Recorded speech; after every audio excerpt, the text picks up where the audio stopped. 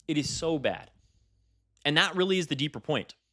When Democratic politicians are focusing all of their energy on Hasan, his audience doesn't hear that as some abstract exercise in message discipline. Oh, we need to make sure that we discipline ourselves in the way that we communicate with the average voter, with the purple state voter, with the underestimated independent who's going to deliver us political victory. Nobody hears that.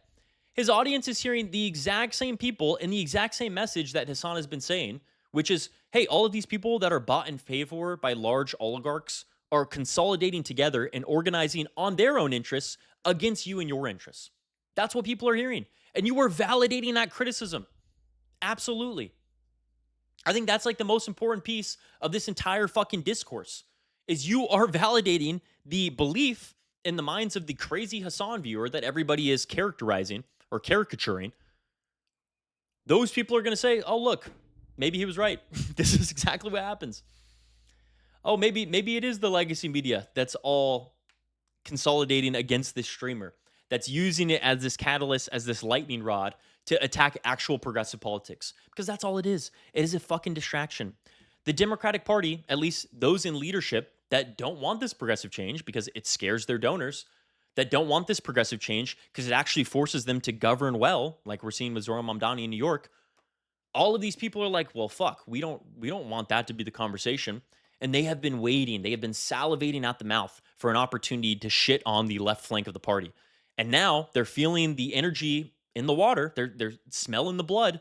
And they're like, oh my God, this is the opportunity. Now let's attack. It's Hasan. Hasan is going to be our opportunity to shit on progressives that have been organizing for a decade to change the party. That's what it is at the end of the day.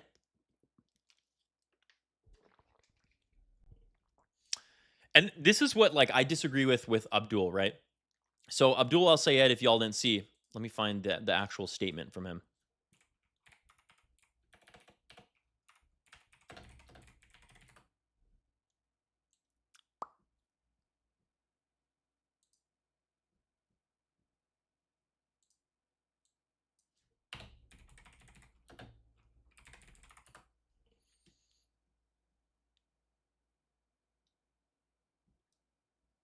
Cancel culture.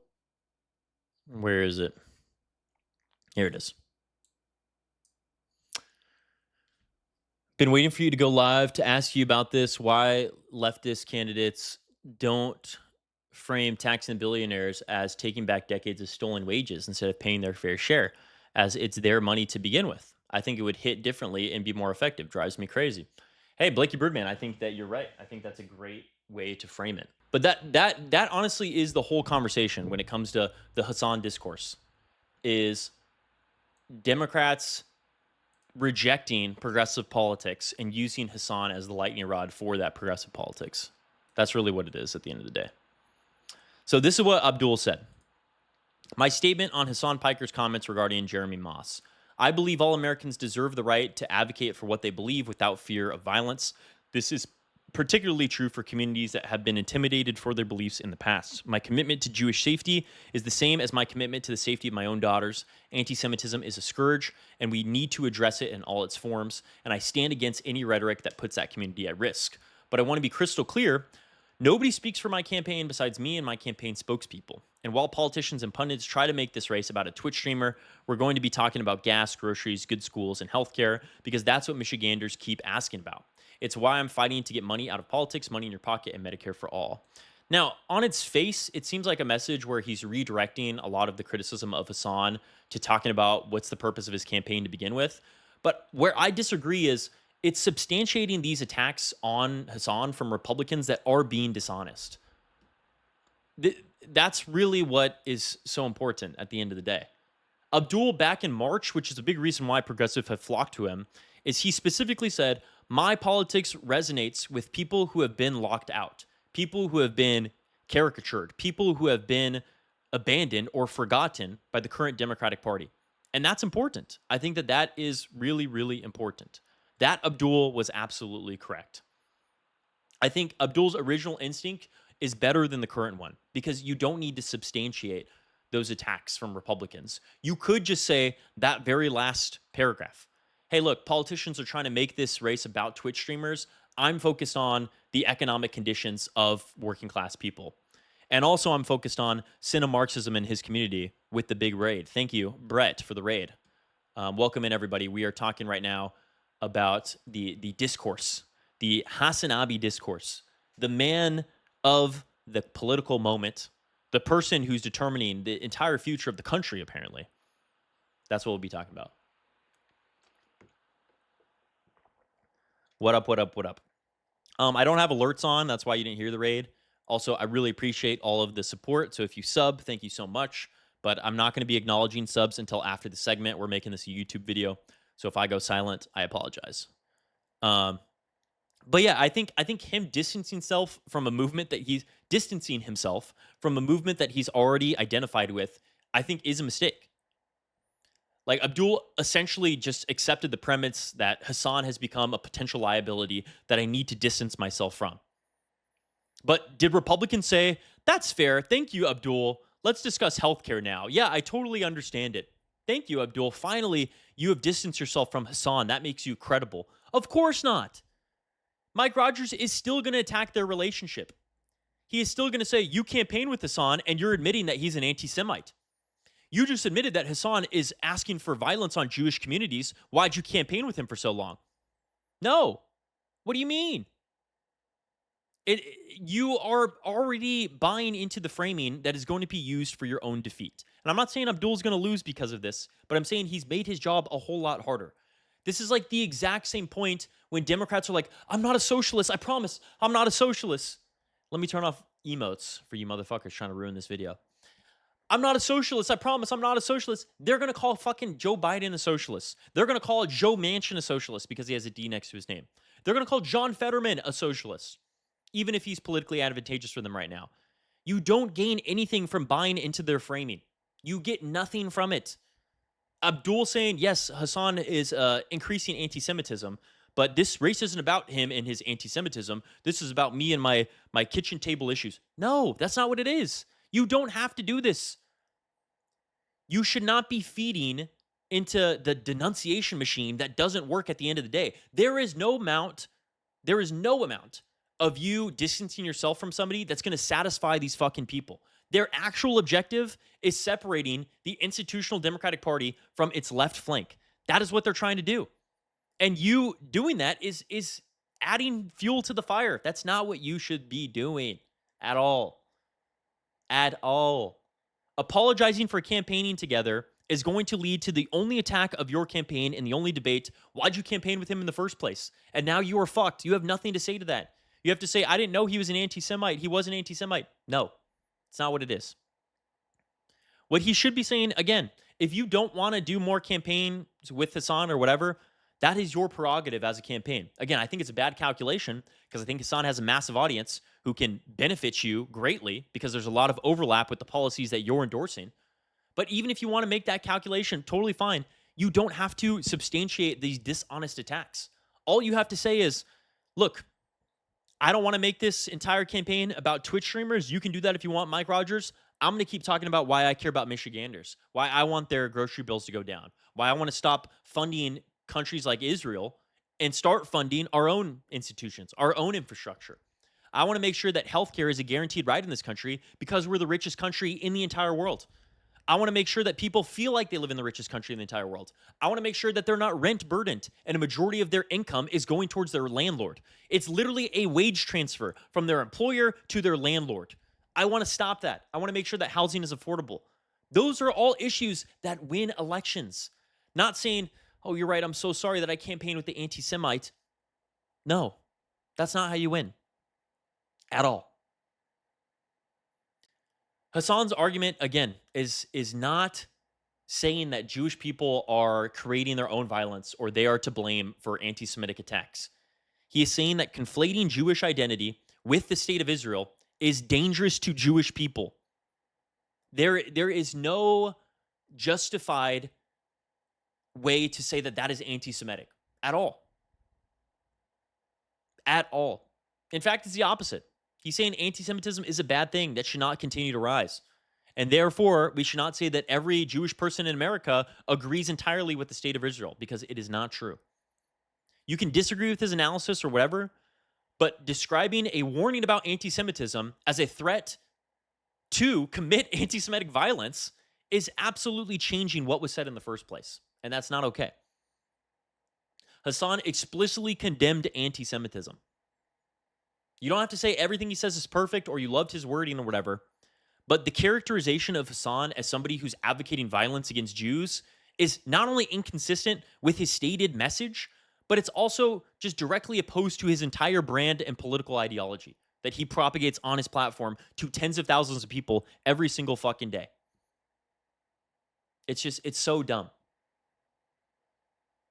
And for everybody who's saying, oh yeah, Hasan has a huge audience or whatever, blah, blah, blah, blah, blah. But elections are won by the median voter, by the independent. And associating with Hasan gives Republicans ammunition. Okay, show me that. Please show me. Because I can tell you, in Michigan, I was on the ground. Hasan's campaign appearances generated enormous controversy. And what happened? Students packed the fucking events for Abdul El-Sayed. I saw thousands of people canvassing for Abdul El-Sayed. I saw fundraising records smashed because of his community. So you can't just simply assert that Hasan is electoral poison for people when the actual campaign that has most associated with him produced one of the biggest progressive victories of this election cycle. Try to tell me that.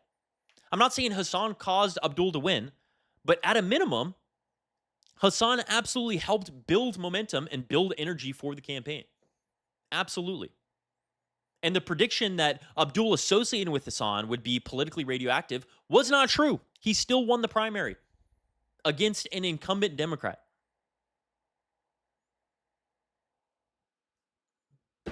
100%. Hutch today was fucking yelling at me. No, he wasn't. Let me not boost my own ego. He wasn't yelling at me yet. Hold on. One sec.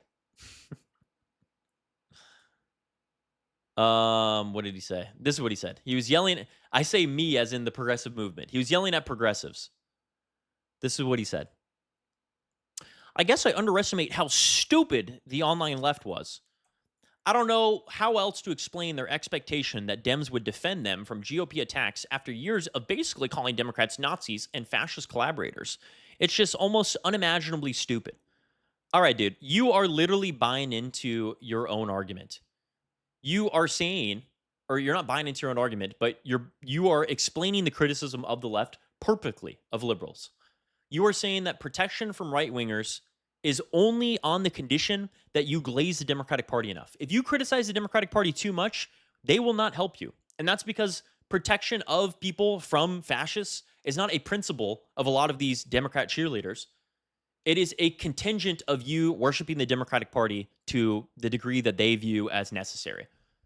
And that's just, it's bullshit. You're not principled.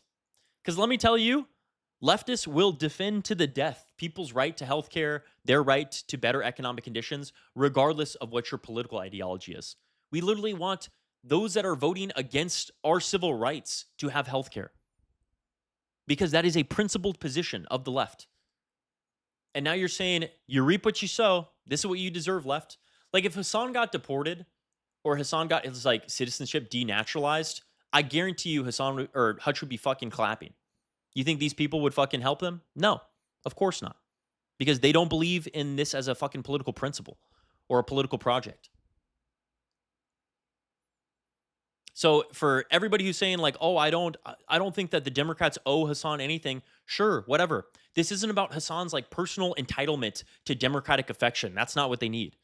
But that doesn't mean that people like Hakeem Jeffries, large Democrat leadership, should be substantiating dishonest Republican attacks. That should not be happening. Hasan doesn't need Hakeem Jeffries to fucking like him. The question is whether Democrats can afford to repeatedly antagonize one of the largest communities of young left-wing voters in this country. If you want left-wingers to show out, why the fuck are you going to continuously criticize or substantiate these attacks from right-wingers that do not help you at all? At all. Politics is not some fucking friendship game. You have to build coalitions. You need to work with constituencies. Labor leaders constantly criticize Democrats. Civil rights organizations constantly criticize Democrats. Environmentalists do it. Pro-Palestinian activists do it. The response can't be, well, Well, you criticized us, therefore you are no longer entitled to our protection, or you cannot participate in this coalition, because that's how you lose every fucking election. You want people that are principled. You want people that are enthusiastic about politics. So why the fuck are you trying to isolate or alienate those people?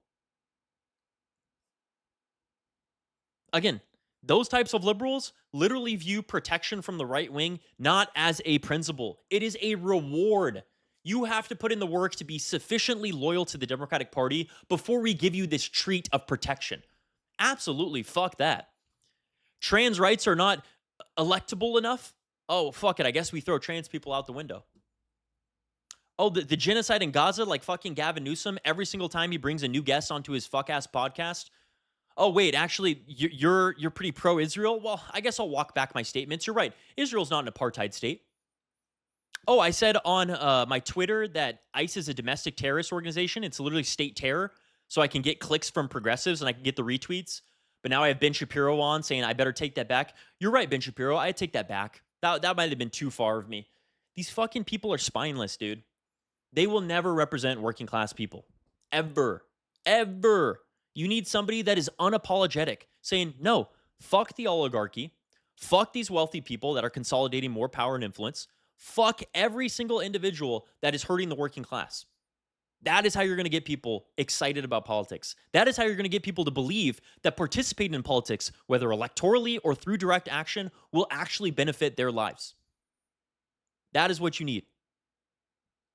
Having principles is what fucking matters. Hasan, bringing it back to the man of the hour, he has spent years telling Democrats that they are failing working class people. Republicans attack Hasan, saying he's a fucking communist, Maoist, dictator, whatever. And now suddenly Democrats' response to that is, well, why should we defend somebody who criticizes us?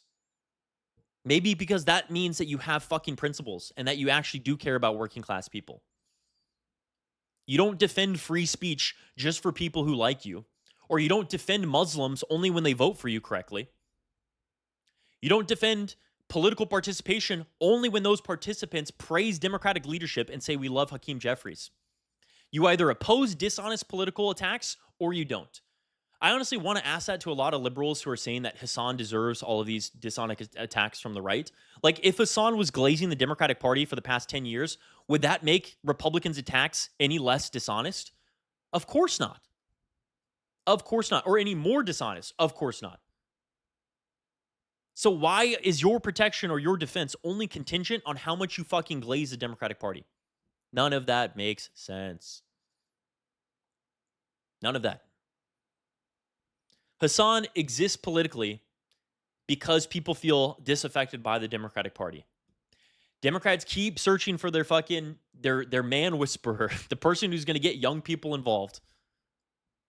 Because their biggest problem right now is people don't view them as a compelling political party that's actually going to help working class people. And Hasan represents a portion of that. He's not the spokesperson for all working class people. Again, Hasan is not infallible. We are not dogmatic. We're not worshiping Hasan, okay? But we're saying that he has a large audience because he speaks to what people feel disaffected about. He's popular because a generation came of age through the 2008 financial crisis, who came of age through COVID, through unaffordable housing. A lot of people believe they'll never own a house in this country, through gig work and the slashing of unions, worker protections, watching a genocide in Gaza be live streamed to their cell phone. Healthcare bills go through the roof, feeling like they can't even afford proper insurance.